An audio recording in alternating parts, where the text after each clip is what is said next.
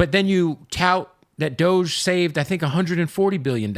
But it doesn't matter because if that money's just getting put over here, it's like, where like you know, when they're talking about the $5,000 Doge checks, I was like, that's something people will be excited about. That shit's never going to happen. No way. It was all bullshit. No way, because that goes to the average guy. There's no way they're going to do that. Yeah.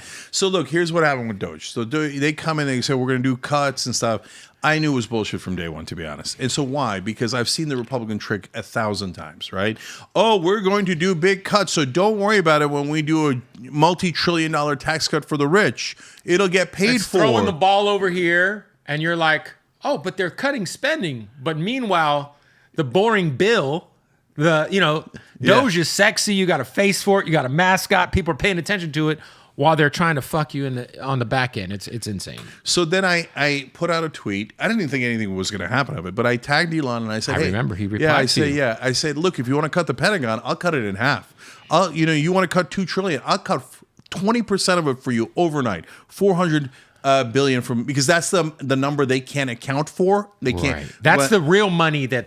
Where did it go? No idea. Right. No, if you don't know where $400 billion went, you're not getting the $400 billion. Correct. That's our money. That's our money. If you tell me, hey, thanks a lot for all your fucking money, where'd it go? I don't know, my pocket. Fuck off. No, they give me the money back, right? So then Elon goes, oh yeah, that's interesting. Tell me how. And Don Jr. jumps in. He's like, oh, good idea, right?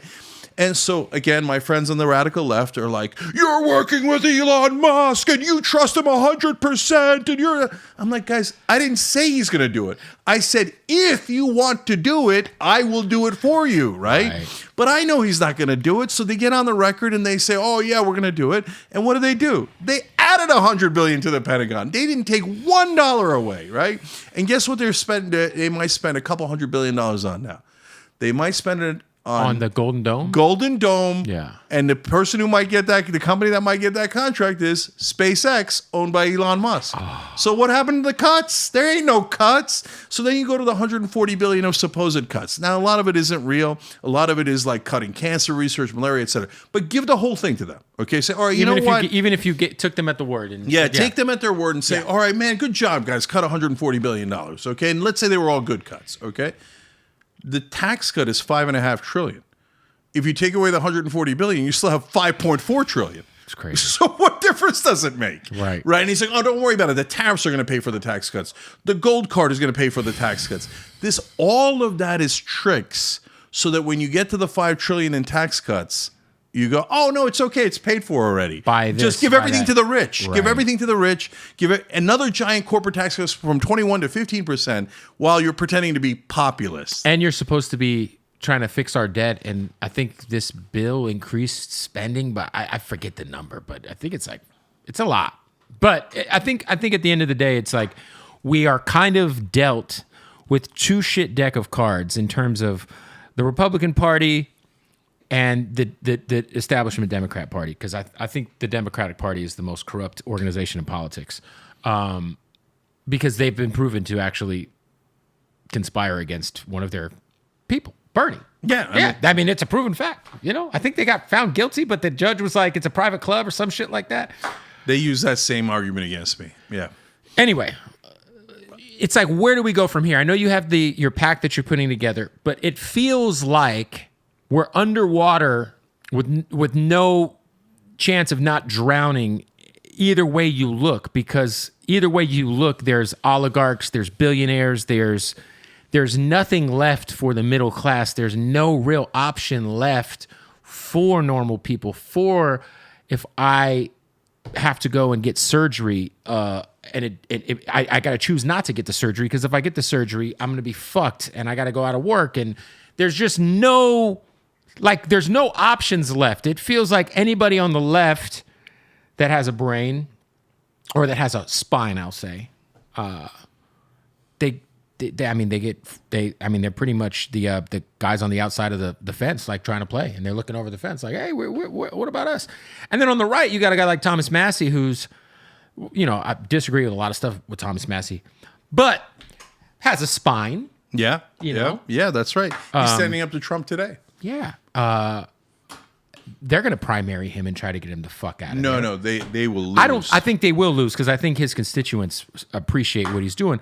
But how do we get through this and try to change, have a real, I wouldn't say the word revolution, but like have a real flip on this flipping the system on its head, because it's set up for everyone to just, I mean, you know, there was that World Economic Forum quote from about a decade ago where they said, "You'll own nothing and be happy." And it feels like we're all just going to be, you know, cattle in the ranch soon enough. And you know, the American dream's gone, man. You know, Yeah. especially here in California, we're fucked here. Yeah. Good news. I have the answer. Okay. So here's one thing that American people have not tried. So what did we try? We tried establishment Republicans like George Bush and Dick Cheney. Right. Hated it. Right.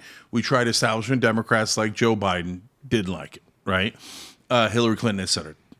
I think it's fair to say hated it. Okay. Yeah. Right. So then we tried the populist right. That's Trump. At least he's pretending to be populist. Right. So, and soon the American people are going to realize he ain't populist. He's just a guy who gave record amount to the rich. He did it last time. He'll do it this time. Right. Okay. So the one thing they haven't tried is populist left. That's the Bernie camp, right? Bernie 2016, no culture wars, right? So just pure economic populism. Give things to the American people, not to the rich, not to corporations. So I started Rebellion PAC along with a couple of co-founders, and we're pushing the populist plank. Okay, what's the populist plank? To your point, number one, don't allow private equity to buy residential homes, because these bankers are coming in and they're buying all the homes. Why? Because it's the biggest wealth creation asset in America. That's how we got the greatest middle class the world has ever seen, because our homes, our homes went up in value, right? Yeah. And that created huge wealth for us. The bankers, the private equity guys, they see that and they're like, why would we let our servants have that? No. We're going to get all that wealth creation. We're going to turn them into renters, and then they'll have to work for corporate America for the rest of their lives. They're going to be indentured servants. We can stop that. So if you stop that, you bring that wealth back to the middle class, and you stop housing prices from going through the roof, right? So that's proposal number one. Proposal number two is negotiate drug prices at Medicare. Bring back capitalism, right? Proposal number three. Doesn't sound like a socialist idea. It sounds like a capitalistic idea. Yeah, so Bernie calls it democratic socialism, which I think is a bad idea. Bad branding name. Yeah. Yes. You know what I call it? Yeah. Democratic capitalism. Because it's democracy checking capitalism. You need both. You need capitalism and you need democracy. That's a much better name to roll with. Yeah, and if democracy doesn't check capitalism, then it turns into corporatism. And corporatism is the opposite of capitalism. Giant corporations hate competition. Forget the socialists and the communists. The people who really want to kill capitalism are corporations. For sure. Because corporations don't want any competition.